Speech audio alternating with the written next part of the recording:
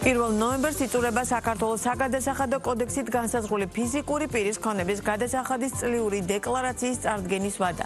დინარის ქონების გადასახადის გადამხდელი, როგორ იბეგრება ფიზიკური პირის ქონება, ამ და სხვა თემებზე სასაუბრად შემოსავლების სამსახურისა და ბიზნეს პარტნიორის ყოველკვირეული რუბრიკის სტუმარი ლევან გებუაძეა, შემოსავლების სამსახურის მეთოდოლოგიის დეპარტამენტის უფროსი.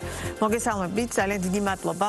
მიხარია რომ ამ სეზონზეც შემოსავლების სამსახურისა და ბიზნეს პარტნიორის ერთობლივი რუბრიკა გრძელდება და პირველი გადაცემა ეთმობა ძალიან მნიშვნელოვან თემას, რომელსაც წლის ყოველ ამ პერიოდში ძალიან დიდ ყურადღებას აქცევთ შემოსავლების სამსახური და ძალიან მნიშვნელოვანი ამ ინფორმაციის ცოდნა თავად გადამხდელებისთვის. რა ტიპის გადასახადია საუბარი? რა დეკლარაცია უნდა შევავსოთ, ამით დავიწყოთ და ვის ეხება ამ დეკლარაციის შევსება. მოგესალმებით კიდევ ერთხელ, დავიწყოთ იმით, ვის ეხება დეკლარაციის შევსება. ფიზიკური პირთა ქონების გადასახადის დეკლარაციას ავსებს ფიზიკური პირი, თუ მისი ოჯახის წლიური შემოსავალი გასულ წელს აჭარბებდა 40,000 ლარს და ოჯახს გააჩნია დასაბეგრი ქონება. მეორე შემთხვევა არის, როდესაც არ არის დამოკიდებული შემოსავალზე და ფიზიკურ პირს გააჩნია საკუთრებაში მიწა.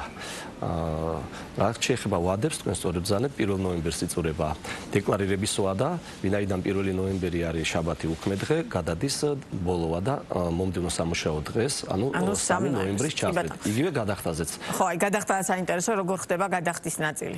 გადახდაც არაუგვიანეს 15 ნოემბრისა, აქაც ვინაიდან შაბათ დღეს არასამუშაო დღეს ემთხვევა, აქაც 17 ნოემბრის ჩათვლით გადაიწევს ქონების გადასახადის გადახდა. ჩემთვის პირადად არაერთხელ უკითხავთ, როგორ შევავსოთ ეს დეკლარაცია. შემოსავლების სამსახურზე არის განთავსებული ვიდეო ჩანაწერი, სადაც მითითებულია როგორ ხდება ამის შევსება.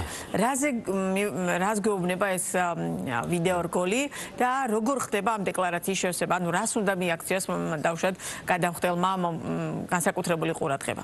კი ბატონო, დავიწყოთ იმით, რომ ვიდეო რგოლი სწორედ ბრძანეთ თქვენ დეტალურად აღწერს შემთხვევას, თუ ვის ეკისრება ქონების გადასახადის ვალდებულება, რა შემთხვევაში რა იბეგრება ქონების გადასახადით და შემდგომში როგორ ხდება დეკლარაციის წარდგენა. დეკლარაციის წარდგენა ხდება რა თქმა უნდა ელექტრონულად, განახორციელებს არ უწევს არსად მისვლა, თუ პირველად ავსებს დეკლარაცია, შეუძლია და არ არის რეგისტრირებული საგადასახადო ორგანოში, შეუძლია ვიდეო კოლ რეჟიმის მეშვეობით დისტანციურად დარეგისტრირდეს, რომელიც 24/7 რეჟიმში მუშაობს და ამის შემდგომ წარადგინოს დეკლარაცია. ეხლა თქვათ, ვინ ავსებს დეკლარაციას? აქ არის მნიშვნელოვანი, როგორ დავიანგარიშოთ შემოსავლები პირველ რიგში, ხო, ფიზიკური პირის და მისი ოჯახის შემოსავალი. შემოსავალში ჩაირთვება დარიცხული ხელფასი პირველ რიგში, რომელიც უნდა აღვნიშნოთ, რომ არ არის საშემოსავლო გადასახადის გამოკლებით, ანუ ხელზე აღებული არ უნდა დაითვალოს მოქალაქემ, აქ ხშირად შეცდომები მოსდით და უნდა დაითვალოს მხოლოდ დარიცხული ხელფასი.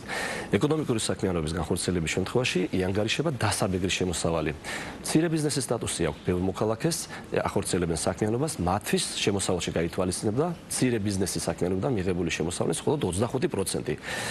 ნებისმიერი შემოსავლის სარგებელი, რომელსაც მიიღებს ფიზიკური პირი, ყველა ეს კომპონენტი ადგენს იმ მდგენელს, რასაც ქვია შემოსავლის იდენტიფიცირება ფიზიკური პირთათვის. კი ბატონო, ანუ ეს ძალიან მნიშვნელოვანია, ფიზიკური პირები, პარალელურად ფიზიკური პირები, რომლებიც ახორციელებენ სამეწარმეო საქმიანობას, მთლიანობაში როგორ ითვლება ეს შემოსავლების ნაწილი, ამიტომ ახლა რაც ბრძანეთ, ამას ძალიან დიდი ყურადღება უნდა მიაქციოს თვითონმა მოქალაქემ, იმიტომ რომ ძალიან ხშირ შემთხვევაში არის ხომ რომ მე არ მაქვს ასე ვთქვათ სამსახური, როგორც ასეთი და რატომ უნდა გადავიხადო ეს ქონების ეს გადასახადი, ამას ძალიან ხშირად არის ხომ ლაპარაკი და სწორედ ეს პასუხი თქვენი სწორედ ამ ნაწილს შეეხება და ასევე საინტერესოა მიწის გადასახადა, მიწის ფლობასთან დაკავშირებით როგორი სურათი გვაქვს და მთლიანობაში არის აქ გარკვეული შეღავათიც, ხო? ამ შეღავათისეც რომ ვისაუბროთ, რომ კიდევ ერთხელ აუხსნათ მაყურებელს რა აზრია საუბარი. პირველ რიგში დავიწყოთ იმით, რომ რა არის დაბეგრის ობიექტი. დაბეგრის ობიექტი, ანუ იბეგრება რა ფიზიკური პირის საკუთრებაში არსებული უძრავი ქონება, იქნება ეს საცხოვრებელი სახლი, ბინა,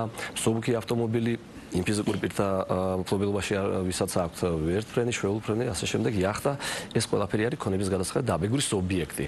ასევე მიწის ნაკვეთი, რომელიც ფიზიკური პირის საკუთრებაშია, ან სახელმწიფო საკუთრებაშია და სარგებლობს ფიზიკური პირი. როგორ ხდება დეკლარირება?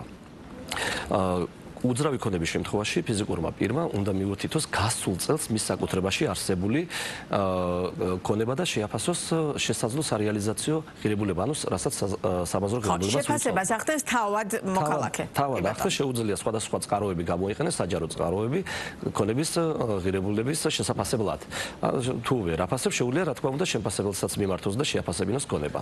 მთავარი არის გასული წლის უძრავი ქონება მიეთითოს და საკუთრებაში არსებული პერიოდი უნდა მიუთითოს და შესაბამისად გადასახადიც საკუთრებაში არსებული პერიოდის პროპორციულად მოხდება გაანგარიშვა, იმიტომ რომ შესაძლებელია 12 თვე ართოს ხო ფიზიკური პირი, ანუ უთითებს თვეთა რაოდენობასაც.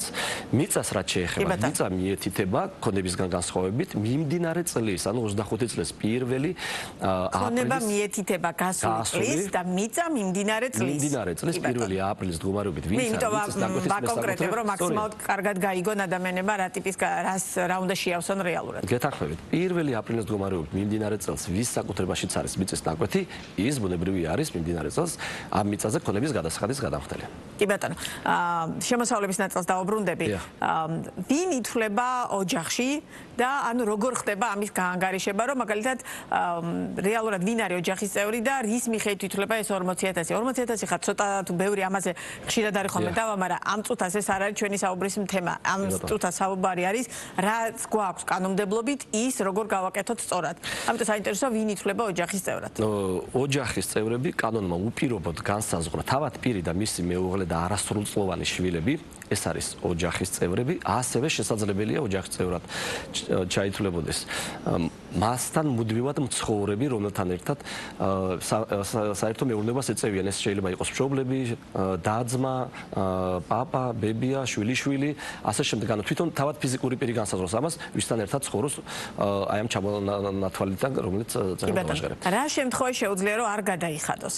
არ წარადგინოს დეკლარაცია, ეს ამ თავად. ორ შემთხვევაში, როდესაც საგადასახადო შეღავათის გათვალისწინებით არ მოუწევს გადასახადის დეკლარირება და მეორე თუ ფიზიკურ პირს გასულ წელს ჰქონდა წარმოდგენილი დეკლარაცია ქონების გადასახადის და გადახდელი, ხოლო მიმდინარე წელს არ შეცვლია მას მონაცემები, ანუ იგივე ქონება აქვს, შემოსავალიც იგივე ზღვარშია 40-დან 100-მდე 100,000-ზე ზემოთ, მას შეუძლია არ წარადგინოს ქონების გადასახადის დეკლარაცია, თუმცა საგადასახადო ორგანო ავტომატურად მოახდენს გასული წლის მონაცემების მიხედვით მიმდინარე წელს იგივე ოდენობით ქონების გადასახადის დარიცხვას და მას არ უნდა გამორჩეს გადახდა არაუგვიანეს 15 ნოემბრისა.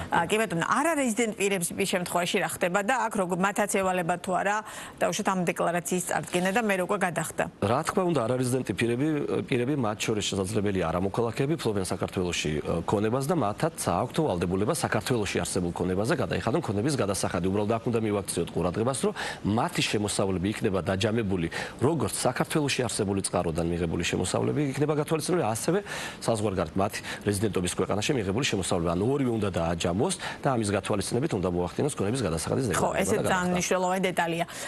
და კიდევ ერთ ძალიან მნიშვნელოვანი, პირობითად რა სანქცია ვრცელდება იმ ფიზიკურ პირზე, რომელმაც დააგვიანა დეკლარაციის წარდგენა და ან მეორე ვარიანტი დეკლარაცია წარადგინა, მაგრამ რეალურად მერე დააგვიანა გადახდა.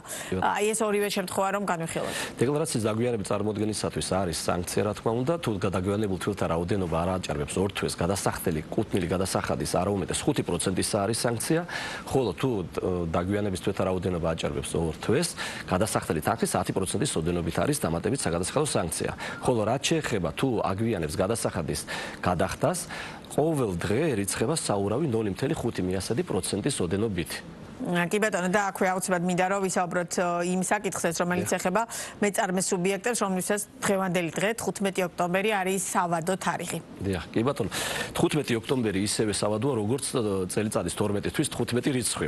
ეს არის ყოველთვიური დეკლარირებისათვის ძირითადად ეს იქნება. რადგან დღეს 15-ში ხვდებით ერთმანეთს, ამიტომ ამ ნაწილზეც მივაწოდოთ ინფორმაცია. კი ბატონო, ეს არის ყოველთვიური დეკლარირების ვადა, როგორც თქვი, ვინც არის დამატებული ღირებულების გადასახადის განამხდელი მათთვის, DGS ეგრეთ წოდებული დეკლარაციის წარდგენის სავადოა, მოგების ყოველთვიური დეკლარაციის წარდგენის სავადოა, აქციზის გადასახადის, ხელფასების დეკლარაცია, რომელსაც ჩვენ წყაროსთან დაკავებული გადასახადის დეკლარაციას უწოდებთ, ასევე მცირე ბიზნესის ყოველთვიური დეკლარაციის წარდგენის ვადაა და აქვე უნდა აღნიშნოს, რომ ყველა გადასახადის გადამხდელს აქვს საშუალება გამოიწეროს ეგრეთ წოდებული გამართლებელი კალენდარი, სადაც მოინიშნავს თავის თავს და მას მიუვა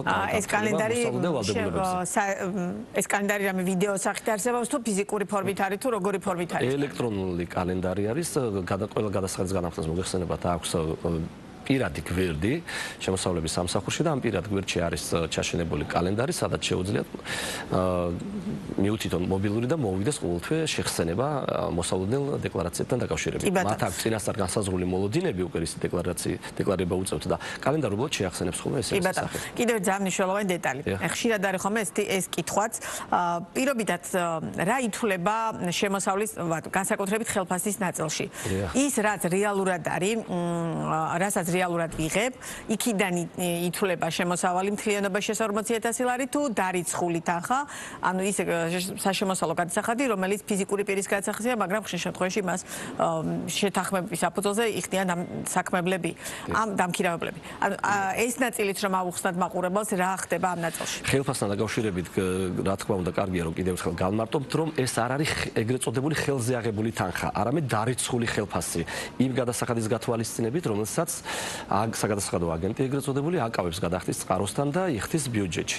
ანუ დარიცხულს ჩვენ უწოდებთ მთლიან ხელფასს, რომელიც მათ ერიცხება მიუხედავად იმისა, რომ ხელზე მიიღო დაკავების შემდგომ, საშემოსავლო გადასახადის დაკავების შემდგომ. ანუ საშემოსავლო გადასახადით და ხელზე აღებული უნდა დაემატოს, ამას ვიწოდება დარიცხული ხელფასი. კი ბატონო. და ჩვენი საუბრის ბოლოს სტატისტიკა როგორია? რამდენად გაიზარდა კულტურა თვითონ მოქალაქეებისა, რომ დაუშვათ ეს დეკლარაცია შეავსონ? მე წლების წინ მახსოვს, რომ ძალიან ჩემს გარშემო ძალიან ცოტა ავსებდა. მე წლებთან ერთად ეს რაოდენობა გაიზარდა.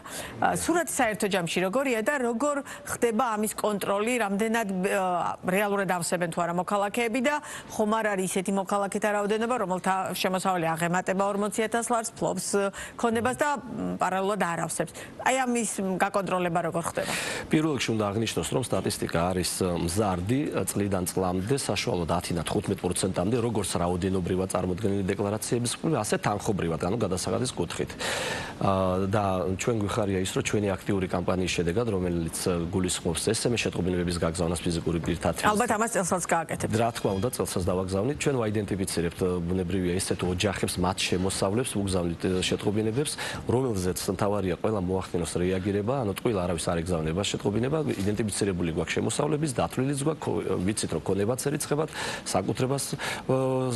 საკუთრება გვაქვს გადამოწმებული საჯარო რეესტრის მონაცემები და არა მარტო მსუბუქ ავტომობილებზე. ანუ ვისაც ეგზავნება, მათ განსაკუთრებულად უნდა მიაქციონ ყურადღება აი ამ SMS გზავნილს. დიახ, რა თქმა უნდა, თუ რაიმე დამატებითი კითხვები ექნებათ, უმჯობესია გაარკვიონ და არეკონ ჩვენი სატელეფონო ცენტრის მომსახურებით ისარგებლონ, ან ჩვენ საიტზე სადაც გვიდევს ვიდეოები თქვენ წეღანაც დასაწყისში საუბრისას ახსენეთ, რომ ასე როგორც ვალდებულების თაობაზე, ასევე დეკლარაციის ტექნიკურ ნაცვლად. ხო, იქ ძალიან დეტალურად არის ჩამოთვლილი, როგორ ავსებთ ამ დეკლარაციას და შემდგომ, ანუ რომ ნახავთ ამ ვიდეოს, ძალიან თვალსაჩინო იქნება, როგორ უნდა შეავსოთ დეკლარაცია. მიუხედავად იმისა, რომ ჩვენ ფართო კამპანიას, გამართლებელ კამპანიას ვაწარმოებთ, რა თქმა უნდა, ჩვენ ასევე ვაკვირდებით სავადო დეკლარირების სავადოს შემდგომ, ვისაც ქონდა გაგზავნილი, ან ვისაც იდენტიფიცირებული ქონდა შემოსავალი თუ მიწის ნაკვეთები და არ წარმოადგენდა დეკლარაცია, ჩვენ რა თქმა უნდა მათ მიმართ ვახორციელებთ კონტროლის ღონისძიებებს შემდგომში უკვე და ზოგ მათგანს ენიშნებათ ასევე საგადასახადო აუდიტი და ეკისრებათ ეს ვალდებულებები. ამიტომ კიდევ ერთხელ უმჯობესია განუმარტოთ ყველას, რომ მიაქციონ ყურადღება იმ შეტყობინებებს, რომელსაც ღებულობენ შემოსავლების სამსახურიდან მოსალოდნელი ქონების გადასახადის თაობაზე. ძალიან დიდი მადლობა. ეს თემა იმდენად აქტუალურია, რომ ძალიან მნიშვნელოვანი ინფორმაცია მივაწოდეთ კიდევ ერთხელ ჩვენს მაყურებელს და მე იმედი მაქვს, რომ ყველა ამ ფრაზას გაითვალისწინებენ ჩვენი მაყურებლები. ლევანდ გებუაძე იყო ბიზნეს პარტნიორის პირდაპირ ეთერის სტუმარი. მადლობა მოწვევისთვის.